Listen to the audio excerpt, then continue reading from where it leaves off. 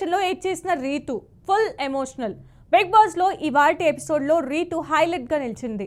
అంటే ఏదో సాధించి కాదండోయ్, ఏడుస్తూ ఫుల్ ప్రోమోన్ సొంతం చేసుకుంది. 10వ వారంలో నామినేట్ చేయడానికి వచ్చిన డెమన్ పవన్ ఎవరు ఊహించని విధంగా రీతు పేరు చెప్పాడు.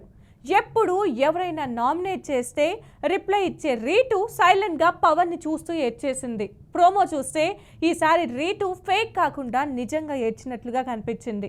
డెమన్ పవన్ ఇంతకీ ఏమి రీజన్ చెప్పాడంటే, నువ్వు అరవడం వల్ల నా తప్పు లేకపోయినా నాదే తప్పు అన్నట్లుగా అందరు చూస్తున్నారని బాధపడ్డాడు. దానికి నాకు బాధగా ఉందని చెప్పాడు. కానీ ప్రతిసారి తన తప్పు లేదని నేను స్టాండ్ తీసుకోవడానికి ట్రై చేసినా కూడా నువ్వు ట్రస్ట్ లేదు, అది లేదు అంటూ నన్ను బాధ పెట్టావంటూ గద్గద స్వరంతో ఎమోషనల్ అవుతూ చెప్పాడు.